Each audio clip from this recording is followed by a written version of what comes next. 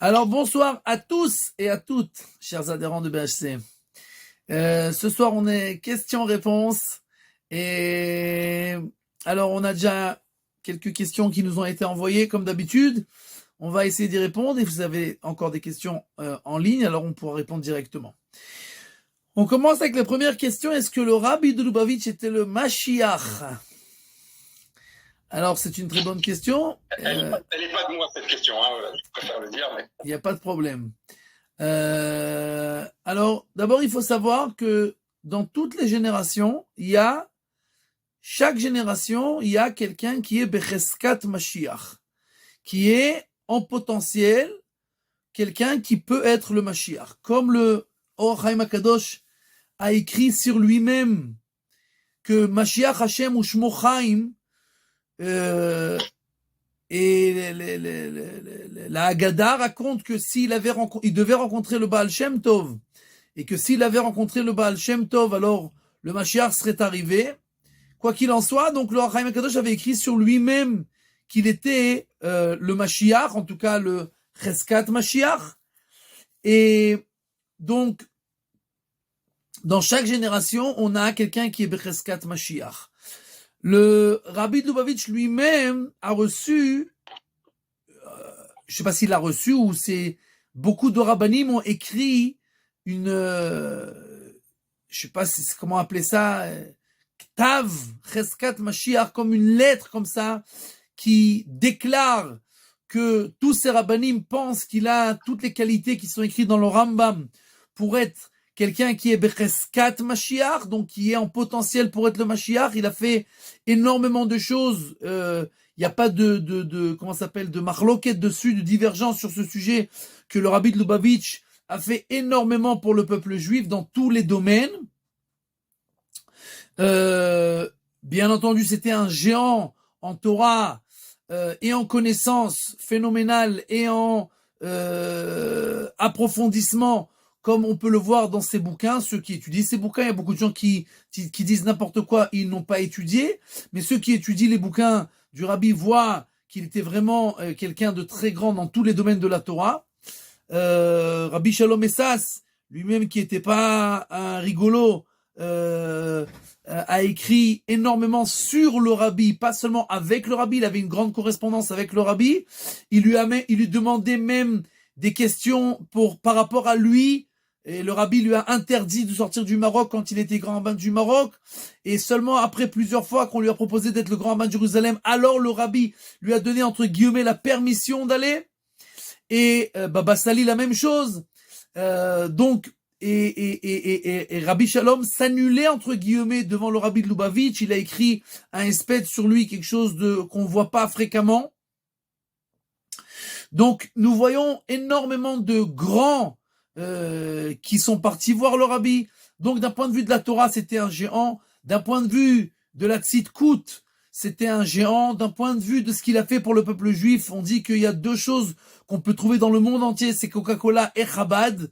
Donc tu peux être planté dans n'importe quel trou du monde, tu auras toujours un Bet Chabad pour te sauver la vie. Une fois quand j'étais à Anvers, quelqu'un m'appelle d'Israël, il me dit Shalom, bonjour, voilà, je m'appelle Eli. Je dis bon, enchanté. Il me dit voilà, demain j'arrive à Anvers, je viens passer la nuit chez vous. Je dis on se connaît? Il me dit non. Je dis alors qu'est-ce que ça veut dire quoi, vous venez chez moi? Alors il me dit ben je sais pas, je suis rentré dans le site de Chabad, il y a écrit que vous êtes Bet Chabad. Je dis ah bon? Ok, je savais pas que j'étais Bet Chabad, mais c'est tout un honneur pour moi de vous accueillir chez moi. Et donc, il est venu chez moi, et c'est comme ça, en fait. Je sais pas comment ils sont arrivés à me rentrer dans les Bet Chabad, mais c'est pas grave. Quoi qu'il en soit, dans n'importe quel endroit du monde, nous, j'étais dans plusieurs endroits au monde où il y a rien, à part Chabad. Et donc, ils te donnent comment manger kasher, comment prier, et un lieu d'étude, etc., etc. Donc, c'est bien entendu, tout ça, c'est le fruit du labeur du Rabbi de Lubavitch. Donc, est-ce que le Rabbi était le Mashiach? La question, c'est qu'on n'en sait strictement rien. Est-ce qu'il était Becheskat Mashiach? C'est tout à fait probable. Est-ce que ce sera le Mashiach? Eh ben, écoutez, je vais vous dire la vérité, c'est que c'est pas compliqué. C'est que si on voit le Rabbi qui arrive, eh ben, on sera tous que c'est lui le Mashiach. Et si quelqu'un d'autre arrive, ça sera pas mal non plus. L'essentiel, c'est qu'il arrive. Comme le Rabbi lui-même disait tout le temps dans ses cours, il n'y a aucun lieu de chercher et de savoir qui c'est le Mashiach. Il faut seulement prier et faire tout dans nos actions, nos bonnes actions, pour faire en sorte que le Mashiach puisse arriver. C'est la seule chose que nous avons le devoir de faire. À part ça, de savoir ou de chercher ou de vérifier ou de, etc., qui c'est, ça n'a strictement aucune importance. Donc, le Rabbi était certainement Becheskat Mashiach. Est-ce qu'il sera le Mashiach? Peut-être que oui, peut-être que non. L'essentiel, c'est qu'il arrive. Ça, c'est pour la première question par rapport au Rabbi de Lubavitch. Question qui a trait à Purim. Quelqu'un demande d'expliquer la Haggadah qui apparaît dans Masechet Megillah, page 7b, qui nous raconte que Rabba et Rab Zeira, la Gemara nous dit que Amar Rava chayav inish levisume bepuria de lo yada ben Arur Haman le Baruch Mordechai, qu'un homme a l'obligation de se saouler à Purim jusqu'à qu'il ne fasse plus la distinction entre Baruch Haman et Arur Mordechai. Et c'est une halakha qui est dans le Shulchan Aruch, on doit se saouler à Purim. Il n'y a que les Ashkenazim qui ont le droit de ne pas se saouler, puisque le Réma écrit qu'on peut se rendre quitte en buvant plus que son habitude. Mais pour les Sfaradim, ça marche pas, il faut se saouler. D'accord? Et la Gemara, pour nous ramener preuve de cette halakha qui est tout à fait extraordinaire, que l'on doit se saouler à Purim, nous raconte une anecdote très intéressante, que Rabba et Rab Zeira, qui étaient deux Amoraïm, Kdoshim, des saints, ont fait la fête de Purim ensemble, et après qu'ils se sont saoulés, Rabba tout simplement s'est levé et a égorgé Rabbi Zeira. Ni plus ni moins. Le lendemain, oups, désolé, mille excuses, c'était une erreur. Alors, il s'est rendu compte de ce qu'il a fait, tout simplement, il lui a fait la résurrection des morts. Tous les Amoraïm savaient faire la résurrection des morts, donc il a ressuscité Rab Zeira. L'année d'après, la Gemara nous raconte que Rabba a dit à Rab Zeira, allez, viens, on refait la fiesta ensemble cette année. Il a dit, écoute, c'est pas tous les ans Purim, tu me laisses tranquille, toi tu fais la fête chez toi, moi je fais la fête chez moi, et puis comme ça on reste en un seul morceau, ça suffit. La résurrection des morts c'est sympa, mais tu sais, ça marche pas à 100%, je préfère rester chez moi en vie. Et donc, la Gemara à première vue nous dit une chose et son inverse, puisqu'elle nous dit que l'on doit se saouler, et voilà une belle preuve. Pourquoi on doit se saouler? C'est que Rabba et Rab Zeira ont fait la fête ensemble et il l'a égorgé. Alors,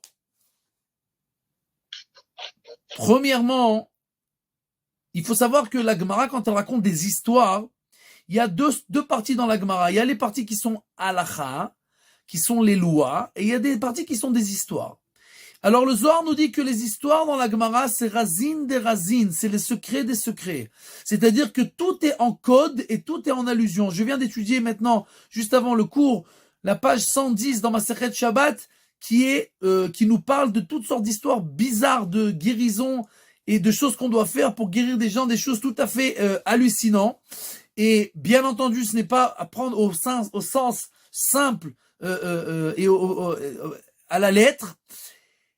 Donc, d'abord, il faut savoir que toutes les histoires, ce sont des secrets qu'il faut décoder. Ça, c'est un. Deuxièmement, même les histoires qui sont écrites en code, le tzlil, le son qu'on entend quand on lit la Gemara, c'est pour nous donner un peu un kivoun, une direction. Ça veut dire, saoule-toi, mais fais attention. C'est-à-dire qu'on te dit de te saouler, mais sache que même les grands peuvent faire des bêtises. Bien entendu, Rabba et Rab Zeira, c'est pas vraiment ce qui s'est passé, mais il faut savoir que, voilà, on t'écrit ça en sens caché, mais en sens simple. Quand tu lis ça, tu vois que on sait très bien que le fait de se saouler, c'est quelque chose qui est tout à fait négatif. Et donc, même si on te dit qu'il y a une halakha de se saouler, il faut faire très attention de ne pas arriver à faire des bêtises. Qu'est-ce qui s'est véritablement passé entre Rabba et Rab Zeira? Il y a plusieurs explications dans nos sages. Mais l'explication la plus mekoubal, qu'on explique en général, c'est que si l'on fait attention, on sait que tous les noms, on avait déjà expliqué ça dans un des cours précédents, les noms que chaque personne a, son nom, c'est quelque chose qui représente sa nature spirituelle, son essence spirituelle. Rabba, en araméen, ça veut dire grand. Rabba de Behemnute. La Gemara nous dit quelqu'un qui était le grand de sa génération. Rabba. Zeira en araméen, ça veut dire petit. Rabba, ça veut dire grand. Zeira, ça veut dire petit. Rabba et Rab Zeira, on fait la fête ensemble. Rabba, c'est pas pour rien qu'on l'appelait le grand. Et Rab Zeira, c'est pas pour rien qu'on l'appelait le petit. C'est pas parce qu'il était grand de taille ou petit de taille. Mais c'est parce que dans son essence, dans son âme, Rabba était attiré par la Kabbale, la mystique juive. Donc il était un grand en Kabbale. Rab Zeira, lui, était un grand dans le pshat, dans l'essence dévoilée de la Torah, mais dans l'essence mystique. Il était petit, il ne s'occupait pas de ça. Et il n'était pas attiré par ça. Et son âme n'était pas dans ce créneau. Comme on raconte par exemple sur le Bet Yosef, Rabbi Yosef Karo, qui a écrit le Shulchan Aruch, donc toute la Torah orale, toute la Torah que l'on fait tachles, que l'on fait dans nos actes, d'accord, qui a été tranché par Rabbi Yosef Karo dans le Shulchan Aruch. Le Rabbi Yosef Karo était à la même époque que le Ari Akadosh, qui était le number one en mystique juive en Kabbalah. Et Rabbi Yosef Karo, il faut savoir que le Ari Akadosh est décédé à l'âge de 33 ans à peu près, et le Rabbi Yosef Karo à l'âge de 80 et quelques. Donc il était beaucoup plus âgé que le Ari Akadosh, et il lui a demandé la permission de venir dans ses cours. Et le Ari lui a dit non. Il lui a dit, mais écoute, je te pose pas la question en fait, parce que c'est moi le Gdolador, c'est moi le Maradéatra, et donc je viens à tes cours. Il lui dit, mais c'est pas pour toi. Il lui dit, c'est quoi, c'est pas pour moi? Tout est pour moi, la Torah c'est pour moi. Il dit, non, toi t'es pour le pshat, toi t'es pour la halacha, t'es pour le sens dévoilé de la Torah. Laisse la mystique pour les autres, c'est pas pour toi, c'est pas pour ton âme. Il dit, ok, merci beaucoup pour le conseil, je viens. Il vient au cours, après 2 minutes que le cours commence, il s'endort. À la fin du cours, le Hari le réveille en rigolant, et le Bet Yosef lui dit, non, j'étais fatigué, je reviens demain. Et il dit, y a pas de problème. Il revient le lendemain, rebelote, après 2 minutes, il s'endort. Et le Hari, à la fin du cours, il dit, écoute, je t'ai expliqué que c'est pas pour toi. Ton âme, elle est pas pour la mystique. Elle est pas pour la Kabbalah. Toi, va t'occuper d'écrire le Shulchan Aruch pour le peuple juif, c'est ton travail dans ce monde-là. Rab Zeira, donc il était petit en mystique, en secret de la Torah. Rabba était un grand dans les secrets de la Torah. Or, nos sages nous disent, Nichnas yain yatsa sod. Quand le vin rentre, les secrets sortent. Alors chacun ses secrets. Ceux qui sont des ânes, d'accord, et qui boivent du vin, alors quand les secrets ils sortent, il vaut mieux pas être à côté pour entendre les secrets, parce qu'en général, c'est des secrets qui vaudrait mieux qu'ils restent très profondément dans la personne. D'accord? Pour les énormités, les bêtises qu'il va dire, ça vaut pas le coup de se saouler. D'accord? Mais la Gemara nous dit que quelqu'un qui boit du vin, les secrets sortent. Celui qui est un imbécile, alors des imbécilisés vont sortir. Mais quelqu'un qui est un grand, mais koubal, quelqu'un qui connaît les secrets de la Torah, alors les secrets qui vont sortir, ce sont les secrets. Donc, Rabba, Verab Zeira, ils se sont saoulés. Rabba Ivsum, il s'est saoulé. Nichnas yain yatsa sod, le vin est rentré, le secret est sorti, il a commencé à déballer toute la mystique et tous les secrets de la Torah. L'âme de Rabbi Zeira n'était pas, comment ça s'appelle? N'était pas apte, n'était pas adapté pour recevoir ce chetef, cette rivière de secrets. Et donc, son âme est sortie. C'est-à-dire que, et maintenant, c'est comme si, en fait, Rabba l'avait égorgé. C'est-à-dire, en disant les secrets qu'il a fait, alors, son âme n'était pas adaptée, apte à recevoir ces secrets, et donc elle est sortie du corps. Quand quelqu'un arrive à un niveau de spiritualité très grand, alors, l'âme, elle sort. comme on raconte sur le Rav Kook Zatzal, qui, une fois, on l'a vu pendant la prière,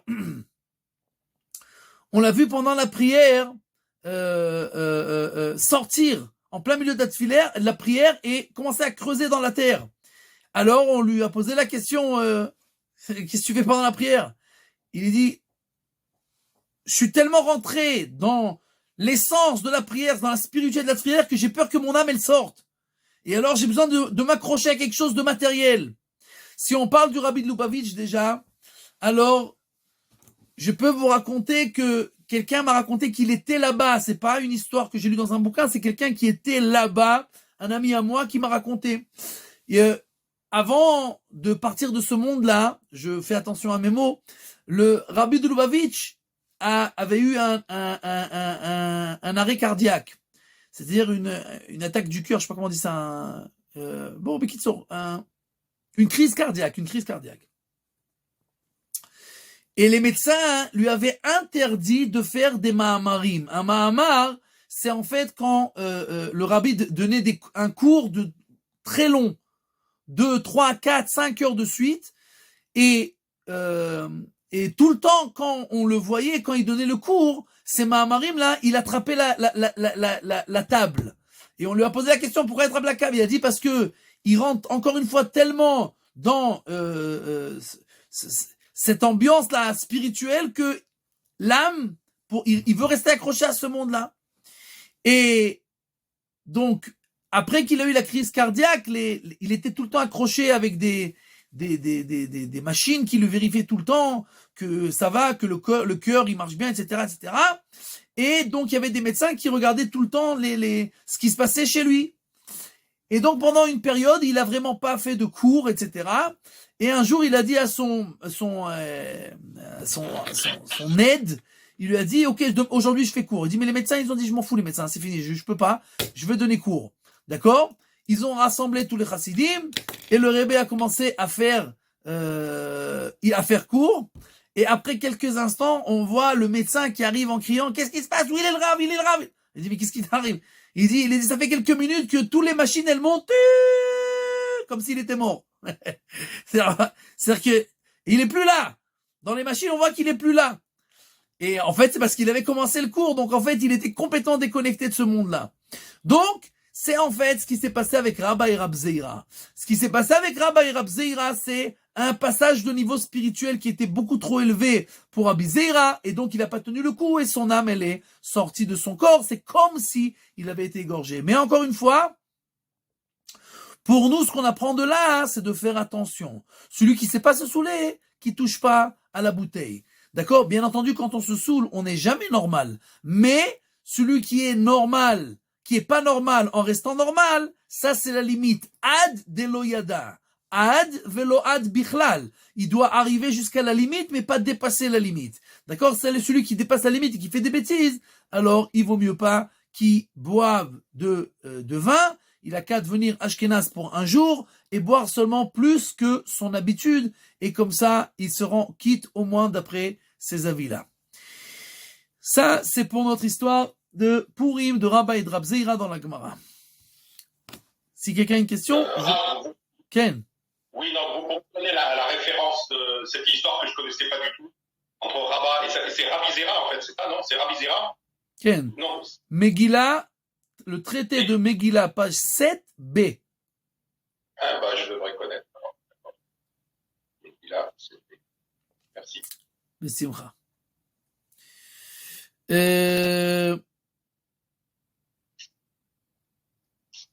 Ken. Encore une question sur Purim qui nous a été posée. Le Rambam écrit que à la fin des temps, les Nevi'im et les Ktuvim vont être annulés, et toutes les fêtes aussi, sauf les Chamisha Chumshe Torah, Megillat Esther et Purim. Et la question, c'est de savoir qu'est-ce qu'il y a de spécial dans Purim et Megillat Esther par rapport aux autres écrits et aux autres fêtes, que ça va pas être annulé, et la suite, ça va être annulé. Alors d'abord, le Ravad écrit sur place que Il n'y a rien qui a été écrit pour rien. Et donc, on peut apprendre de tout. Et il n'y a aucune raison que les écrits soient annulés. Alors d'abord, les commentateurs sur le Rambam, tous nous disent que la source du Rambam, c'est pas lui qui l'a inventé, c'est écrit comme ça dans le Yerushalmi. Et maintenant, le Ravad qui écrit ce qu'il écrit, on comprend en fait que lui, il a compris que le Rambam, il pense que ça va être annulé, ça veut dire qu'on va plus les étudier. Et la réponse est bien sûr qu'on va les étudier, mais ce qui va être annulé, c'est les prophéties. C'est-à-dire que vu que toutes les prophéties, elles parlent de ce qui va se passer à la fin des temps, quand on sera à la fin des temps, on n'aura plus besoin de ces prophéties, puisqu'elles sont déjà arrivées. On pourra encore apprendre, bien entendu, de ce qui est écrit là-bas, puisque chaque verset de la Torah, du Tanakh, etc., il y a des choses à apprendre de là-bas, mais par rapport au contenu essentiel des névuot, des prophéties, alors encore une fois, puisque c'est déjà arrivé, il n'y a pas besoin de la prophétie elle-même. D'accord? On peut apprendre encore d'autres choses, mais la prophétie elle-même, on n'en a plus besoin puisqu'elle s'est déjà réalisée. Maintenant, par rapport à Purim,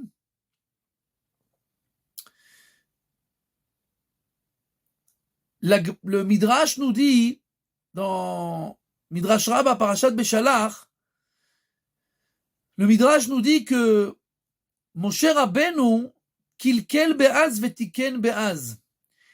Moshe Rabbeinu, il a mal parlé à Akadosh Baruch Hu avec le mot az. Et il a loué Akadosh Baruch Hu après qu'il a mal parlé avec le mot az. Az en hébreu, ça veut dire alors. Alors a dit Moshe.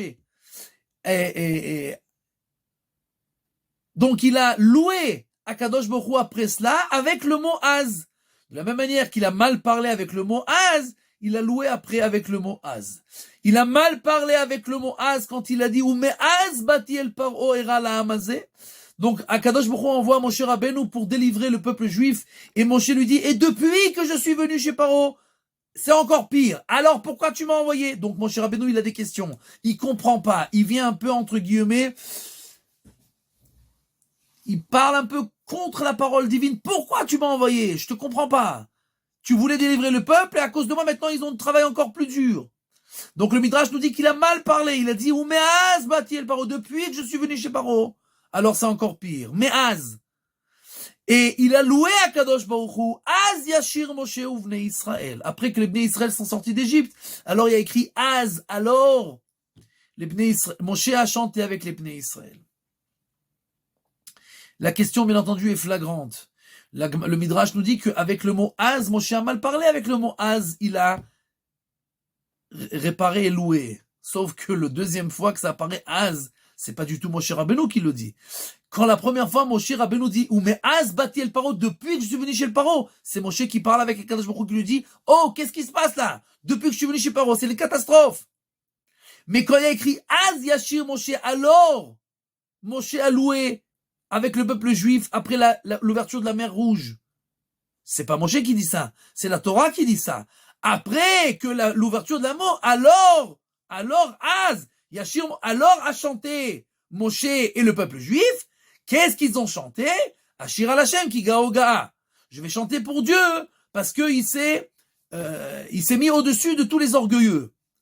Donc, ce qu'il a dit, Moshe Rabbeinu, ça commence avec le mot Ashir al Hashem. Je vais chanter. Je chante la louange de Dieu. Mais la phrase d'avant, c'est la Torah qui nous raconte que alors Moshe a loué Dieu. C'est pas Moshe qui dit. Donc, qu'est-ce que nous dit le Midrash? Le Midrash qui nous dit qu'avec le mot Az, Moshe Rabbeinu a mal parlé, avec Az, il a loué. C'est pas loué, il a rien dit. C'est pas lui qui a dit.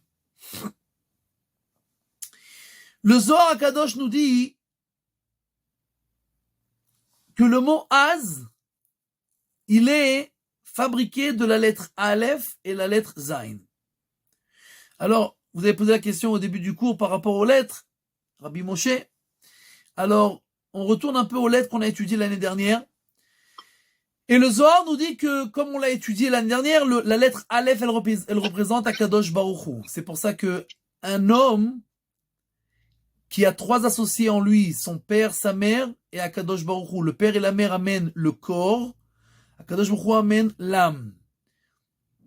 C'est pour ça que Av et M c'est la mère, Av c'est le père, Av en valeur numérique c'est 3, M c'est 41. 41 et 3 ça fait 44. Yeled c'est 44. Parce que le père et la mère, le fils, l'enfant il a un père et une mère. Donc Yeled c'est un enfant, c'est le fruit du père et de la mère. Av, M, 3 et 41 ça fait 44. Mais il n'est pas encore avec une âme. Adam, c'est quelqu'un qui a une âme. Donc Dam, c'est 44 comme le Yeled, et Aleph avant c'est l'âme, puisque Aleph ça représente toujours Akadosh Baruch Hu, c'est Aloufo Shel Olam, le champion du monde, d'accord? Et donc la lettre Aleph elle représente Akadosh Baruch Hu. Donc la lettre Aleph au début du mot de Adam, c'est les trois associés. Aleph c'est la neshama qui est donnée par Akadosh Baruch Hu, et Adam ou Anefesh c'est le corps qui a été donné par les parents qui sont 44, 3 et 41, le père et la mère. Donc le Aleph toujours représente Akadosh Baruch Hu. Le Zayn représente les 7 jours de la création. Or, dans ce monde-là, Olam, le monde qui s'appelle Olam, qui est le monde de la création, qui a été créé en 7 jours, le mot Olam, il vient du mot Erelem.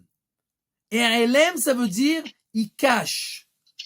Puisque ce monde-là cache Akadosh Baruch Hu. On voit toutes sortes de choses, on a l'impression que c'est le tohu-bohu, c'est la catastrophe. Il y a des guerres, il y a des vols, il y a des meurtres, il y a des viols, il y a tout ce que tu veux. Et on a l'impression que personne ne gère ça. Donc Dieu est caché complètement. E-R-L-M, in-R-L-M, barolam. Dieu est complètement caché dans ce monde-là. Donc les 7 jours de la création qui représentent en fait la création elle-même. Ce monde-là qui a été créé en 7 jours. Alors,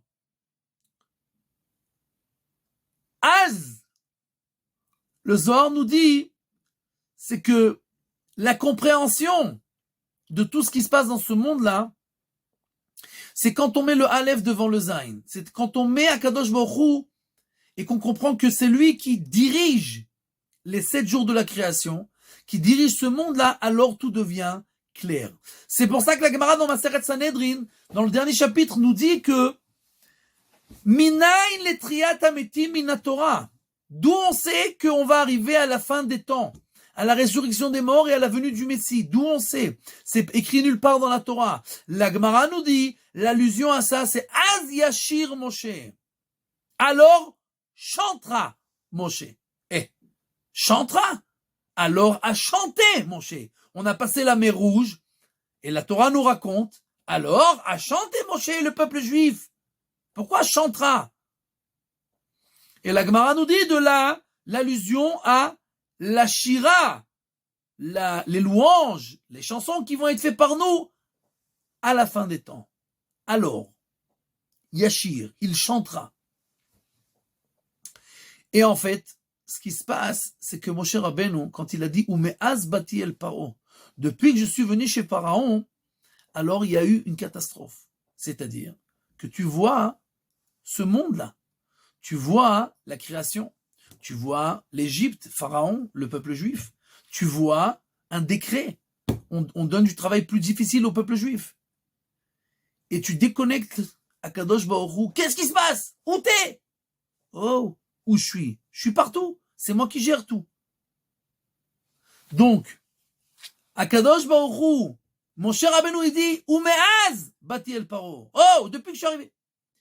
Quand est-ce que mon cher Rabbeinu a compris et a loué Akadosh Baruch Hu? Après que tout s'est arrangé, qu'il a tout compris rétroactivement. Et cette compréhension, c'est ce qui va être à la fin des temps. Umeaz Yashir Moshe. Ce qui s'est passé à la mer Rouge, au passage de la mer Rouge, c'est une allusion à ce qui va se passer jusqu'à la fin des temps. Après que tout s'est éclairé, mon cher Rabbeinu a tout compris, alors il a loué Akadosh Baruch Hu, il a dit, maintenant j'ai compris! J'avais pas compris comment c'était tout le processus, maintenant j'ai compris. Ça c'était momentané, mais c'est ce qui va se passer à la fin des temps. Az Yashir Moshe. Alors tout le monde chantera. Quand il y aura Az. Quand on comprendra tous que le Aleph, c'est lui qui dirige le Zayn, que Akadosh Baruch Hu, c'est lui qui dirige toute la création, et que en fait, tout est au millimètre près, préparé, préconçu, prévu, etc., etc., alors tu verras que tout est parfait, et alors il n'y aura plus aucune question, et tout le monde, nous restera plus qu'à chanter. Tout ça, c'est ce qui s'est passé pendant la Megillat Esther. Parce que la Megillat Esther, je vous rappelle, il n'y a pas écrit une seule fois le nom de Dieu à l'intérieur. Megillat Esther, c'est pas au nom de Esther la reine Esther. C'est au nom de le fait que le Dieu soit caché. Esther en hébreu, ça veut dire caché. Donc Dieu est caché dans la Megillah. On lit la Megillah, c'est ce monde-là. Un roi, un premier ministre, une intrigue, un meurtre, on se marie, on prend des femmes. Une histoire de ce monde-là. Et où il est Dieu dedans. Ah. Après qu'on voit toute l'histoire, et après qu'on voit tous les malheurs, et toutes les catastrophes, et toutes les peurs, et qu'est-ce qui se passe, et où il est. Peut-être ce monde-là, il se gère par lui-même, c'est pas possible. On va tuer tout le peuple juif. À la fin de l'histoire, on comprend que tout ce monde-là, c'est Elem, que c'est tout un Esther. Et en fait, quand on termine la Megillah, on arrive en fait à ce qui va se passer à la fin des temps, à cette compréhension qu'on va avoir à la fin des temps, que tout est géré par Akadosh Baruch Hu, même dans les choses qui ont l'air les plus matérielles et complètement cachées de ce monde-là, le Zayn, les 7 jours de la création, tous les attraits de cette création, alors tout sera compris. Et tout ça, et en fait, c'est l'histoire de Purim. C'est pour ça qu'à la fin des temps, les prophéties vont être annulées. Comme on l'a expliqué, ça veut dire que on n'en aura plus besoin parce qu'on est déjà arrivé. Mais la compréhension qu'on aura à la fin des temps, c'est la compréhension qui restera jusqu'à la fin des temps. C'est la compréhension qu'on a dans la Megillat Esther. La compréhension que tout ce monde-là, il est géré au millimètre par Akadosh Baruch Hu. Alors, ça c'est une explication. D'accord? Il y a d'autres explications, mais c'est une explication pour expliquer pourquoi, à la fin des temps, la Megillat Esther, elle restera. Question? Non, ce que je voulais dire, c'était un point de compréhension que maintenant j'ai par rapport à ce que vous dites. Ça, dans les derniers psukim, c'est marqué Divrei Shalom Vehemet. Okay. Et je pense que ça doit être dans le même sens, c'est-à-dire on arrivera à concilier le Hémet. Le Hémet, il ne peut pas dire qu'il existe vraiment jusqu'à présent. À la fin de Megillat Esther, il y a mention de ça, et ça veut dire qu'à la fin des temps, on pourra avoir une vision claire du Shalom et du Hémet. Exact. Et c'est pour ce que vous dites, c'est très bien, parce que le Rambam dans Moreh Nevuchim, il explique exactement que c'est la différence entre Tov et Hémet. Tov, toujours je dis, c'est la pomme de Blanche-Neige. D'accord? C'est Tov. Elle est belle cette pomme, elle est bonne cette pomme, elle a un bon goût, un bon odorat, une belle couleur, etc. Mais elle est envenimée. Donc c'est un poison. C'est peut-être Tov. Les gens qui se droguent, c'est Tov, c'est bien, c'est bon, ça fait plaisir, tu voles au 7e ciel, il n'y a pas de problème. Mais est-ce que c'est Hémet? Certainement pas. Hémet, c'est quelque chose qui est bien dans l'absolu. C'est-à-dire que jusqu'à la fin des temps, ça sera bien, pas seulement au premier abord, pas seulement extérieurement, mais dans l'essence, c'est bien. Et la seule chose qui est bien, c'est Akadosh Baruch Hu, et c'est le bien qui est éternel. Donc, le Rambam nous dit que Hémet, c'est pour ça que quand quelqu'un décède, on ne dit pas Atov ve'ametiv, bien que la Gemara nous dit qu'on aurait dû faire la bracha. Encore une fois, si on savait tout et on comprenait toute l'histoire, alors de la même manière qu'on voit des bonnes choses, on dit c'est bien, alors on aurait dû dire aussi sur les gens qui meurent, c'est bien. Mais on voit pas, on comprend pas. Donc qu'est-ce qu'on dit Dayana Hémet? Hémet, je vois pas extérieurement comme la pomme de Blanche-Neige que c'est bien, mais je sais que c'est bien dans l'essence. Que Dieu juge et que c'est Hémet. C'est-à-dire que jusqu'à la fin des temps, pour l'éternité, tout ce qui fait Dieu, c'est parfait, c'est bien, même si je ne le vois pas, c'est exactement ce qui se passe. Donc c'est Divrei Shalom Ve'emet, c'est tout à fait vrai ce que vous avez dit. On passe à un autre domaine complètement sur une question qui nous a été posée. Quelqu'un qui a voyagé et qui a fait un accident de voiture, et que dans cet accident, il y avait dans la voiture d'en face une femme qui était enceinte, et le bébé est mort à cause de l'accident. Quel est le jugement de cette personne par rapport à la Torah? Alors là, il y a deux questions. Il y a deux questions. Il y a la question de savoir comment est considéré un embryon. Est-ce qu'un embryon, un fœtus dans le ventre de sa mère, il est considéré comme un nefesh, comme un être humain qui est déjà dans ce monde-là et qu'on est passable de mort si on le met à mort? Ça, c'est la première question. Et la deuxième question, après, c'est de savoir c'est quoi le din de quelqu'un qui a conduit et qui a tué par inadvertance, ou parce qu'il n'a pas fait attention, ou parce qu'il a voyagé trop vite, etc. etc. Alors, d'abord, la Gemara nous dit qu'une femme qui est enceinte et qui est en train d'accoucher, qui n'a pas encore commencé à accoucher, mais qui doit accoucher, et qu'elle est Besakana, elle est en danger de mort à cause du fœtus. Alors la Gemara nous dit qu'on tue le fœtus dans son ventre pour sauver la mère. Et la Gemara nous dit que si le fœtus, l'enfant, l'embryon, l'enfant, a déjà sorti la tête, on touche plus. Pourquoi? Parce que qu'après qu'il est né, Endochim nefesh mipne nefesh. Ze nefesh, ve ze nefesh. Ça, c'est un être vivant. Ça, c'est un être vivant. Tant qu'il n'est pas sorti du corps, la Gemara nous dit, il vit pas encore véritablement. La mère, elle vit. Ça, on le sait. C'est à 100%. Elle est sûre. Lui, on ne sait pas encore. Est-ce qu'il vit pas? Est-ce qu'il va vivre? Etc. Est-ce qu'il va survivre à la naissance? On ne sait pas. Donc là, on a une vie certaine. Et là, on a un doute de vie. Et là, on a un nefesh. On a un être vivant. Et là, c'est pas un nefesh. Donc, nous voyons d'abord qu'il y a une différence entre un embryon qui est encore dans le ventre de sa mère et un embryon qui est déjà né. Donc, premièrement, le statut d'un embryon, il est moindre que qu'un être normal. Est-ce qu'on a le droit pour ça de tuer un embryon? Certainement pas. Il y a une grande divergence entre les décisionnaires. Est-ce que, par exemple, une femme a le droit d'avorter? Alors, la réponse, c'est que, bien entendu, qu'elle n'a pas le droit, d'accord? Et c'est que quand dans des cas de danger ou des cas de force majeure, etc., que chaque cas doit être posé à un rab. Sinon, c'est un meurtre. C'est un meurtre des Rabbanan ou des Oraïta. Ça change rien. Est-ce que c'est de la Torah ou de nos sages? C'est un meurtre et on n'a pas le droit de faire ça.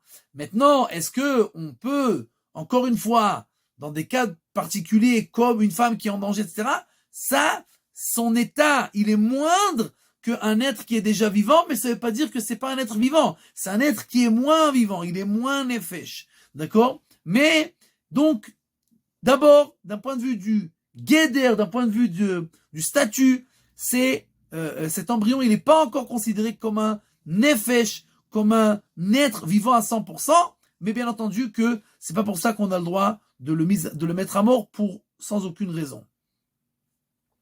Ça, c'est un. Maintenant, quelqu'un qui voyage en voiture, si c'est un accident de voiture qui est arrivé c'est un cas de force majeure. C'est-à-dire qu'il a roulé par rapport au code de la route, il n'a pas roulé vite, etc., etc. Et un des deux a glissé sur une flaque d'huile. Donc, c'est un cas de force majeure. C'est pas qu'il a fait quelque chose qui est mal. Alors, il est anous. Quelqu'un qui est anous, alors il est patour, il n'a rien fait. C'est pas de sa faute du tout, donc il n'a rien fait. Quelqu'un qui a conduit, pas par rapport au code de la route. Il conduit à 180 à l'heure. 180 à l'heure. Nous, on avait des voisins, malheureusement, une famille entière. Un père, une mère, 5 enfants, dans une voiture. Quelqu'un leur est rentré dedans à 180 à l'heure, la voiture a pris feu et ils sont tous morts. Toute la famille, une famille entière, C'est pas un père ou une mère ou un enfant ou 2 enfants. Le père, la mère et les 5 enfants. 180 à l'heure. Il lui rentre dedans, et la voiture, elle est partie en flammes. Ils sont tous évanouis, enfin, ils sont tous, je sais pas ce qui s'est passé, hein, mais donc, quoi qu'il en soit, c'est pas très important. Quelqu'un qui a fait une chose pareille, c'est un rachat, c'est un mécréant. Il y a beaucoup de décisionnaires qui disent que c'est presque comme Mézid. C'est comme s'il avait fait intentionnellement, parce qu'en fait, c'est comme si tu prenais un pistolet et tu tirais en l'air. Personne va mourir. Oui, mais si quelqu'un y meurt, quand tu voyages à 180 à l'heure, tu sais très bien que si tu rentres dans quelqu'un, même si tu dérapes 1 millimètre et que tu touches une autre voiture, elle part en cacahuète, la voiture. Donc, quand tu fais ça, c'est comme si tu avais une arme dans la main et que tu fais pas attention. Donc, même si on va pas dire qu'il est Chayav Mita, parce que c'est pas Mézid, parce qu'on n'a pas eu de, comment ça s'appelle, de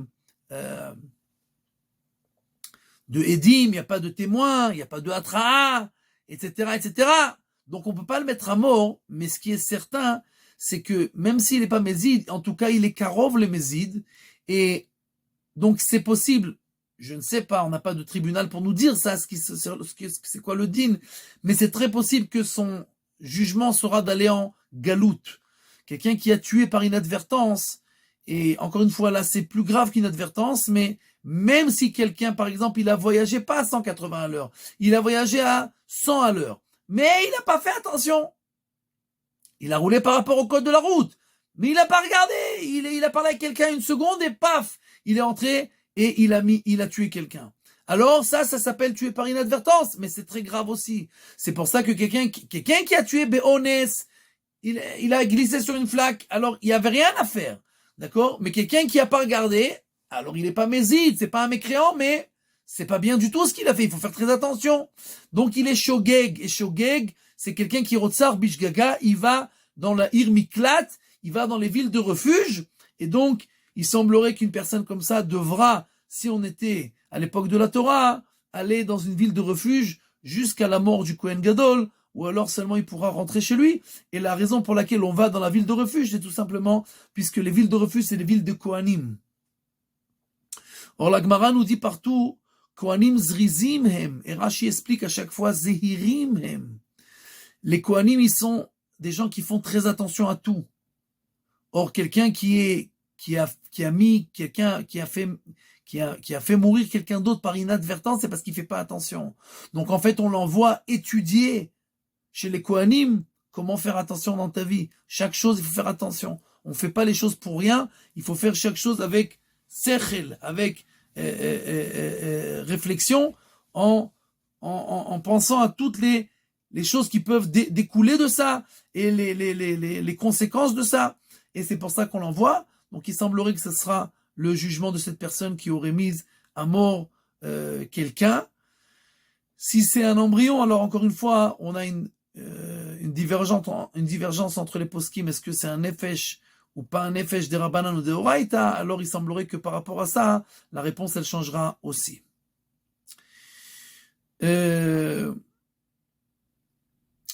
Prochaine question. Prochaine question qui nous a été posée. Qui ne peut pas être compté dans le minyan? On est 10, mais pas tout le monde. C'est Moshe Rabbeinu. Il y a des gens qui font des bêtises, il y a des gens qui font des péchés, il y a des gens qui transgressent Shabbat, il y a toutes sortes de gens. Est-ce que tout le monde peut se rentrer dans le minyan?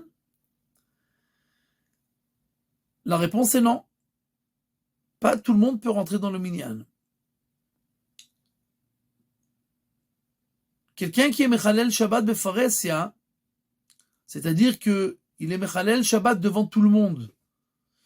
Alors, la majorité des décisionnaires disent, le Rambam nous dit qu'il est Goy Lechol Davar, il est comme un non-juif, c'est-à-dire qu'il est comme quelqu'un qui est plus juif, parce que vu que Shabbat, c'est l'essence du peuple juif, s'il transgresse Shabbat, ça veut dire qu'en fait, il se considère plus comme un juif. Or, pour faire un minyan, une prière, il faut être de la même communauté, de la même religion.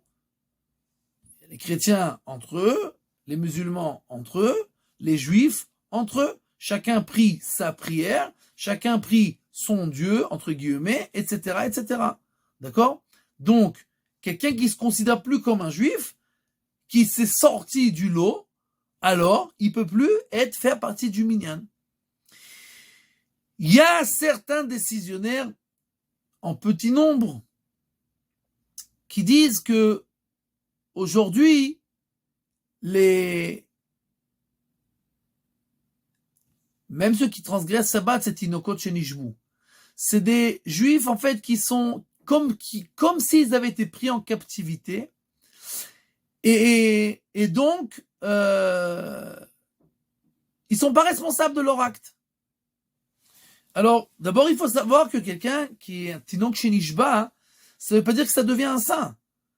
Ça veut dire qu'on n'est pas fâché contre lui. Ok, ça, il a des circonstances atténuantes. Mais Tachles, de facto, il transgresse Shabbat. Le Rambam dit que quelqu'un qui transgresse Shabbat, s'il touche le vin, tu peux plus le boire. Pito pat akum, tu peux plus manger son pain, tu peux plus toucher son vin, etc., etc. Donc, c'est clair que, a priori, on ne pourra pas se fixer sur ces avis-là pour le compter dans le minyan, sauf dans certains cas. Dans certains cas où ça va faire du désordre dans la synagogue. Si cette personne, par exemple, elle transgresse Shabbat, mais si, par exemple, il y avait un rave à côté de lui, il n'aurait pas transgressé Shabbat, parce qu'il aurait eu honte. Alors ça nous montre, en fait, que c'est pas vraiment... Il transgresse parce que il n'arrive pas à surmonter son mauvais penchant, mais c'est pas qu'il est en train de faire la guerre avec Akadosh Baruch Hu. La preuve, c'est que s'il voit un homme de loi, un homme de religion, alors il se cache, il a honte. Alors, dans un cas pareil, si on n'a pas le choix et que ça va faire du désordre dans la synagogue, alors on pourra peut-être le compter dans le minyan. C'est clair qu'il vaut mieux ne pas le compter dans le minyan. C'est clair qu'il vaut mieux trouver quelqu'un qui fait la halakha comme il faut. Et maintenant, pour les autres péchés, il y a toutes sortes de péchés. C'est pas seulement transgresser Shabbat. Sauf que transgresser Shabbat, d'accord, devant tout le monde, ça c'est un péché qui contient toute la Torah. Et quelqu'un qui fait ça, en fait, comme on l'a déjà dit, comme le Rambam il écrit, il devient comme un non-juif. D'accord? Donc il peut plus être dans le partir de la prière. Mais pour les autres péchés, alors, quelqu'un, il reste juif.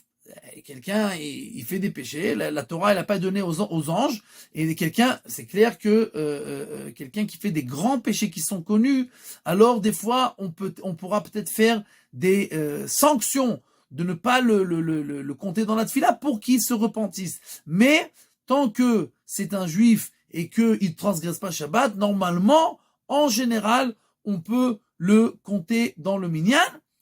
Et voilà. Maintenant, bien entendu, ce qui est le plus important dans toutes ces choses-là, c'est dans chaque cas, c'est de pas ne pas se fier à une généralité. Chaque cas, chaque synagogue, chaque personne, chaque individu, tout ça, il faut demander à quelqu'un, un rave, qui prendra en compte toutes les données de ce cas particulier, de ce cas précis, et seulement alors on pourra décider est-ce que oui ou non on le compte dans le minyan, ou on peut le faire monter à la Torah, etc.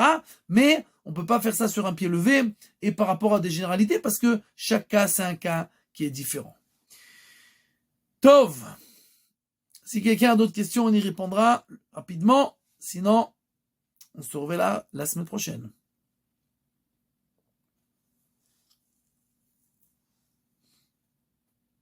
Pas tous ensemble.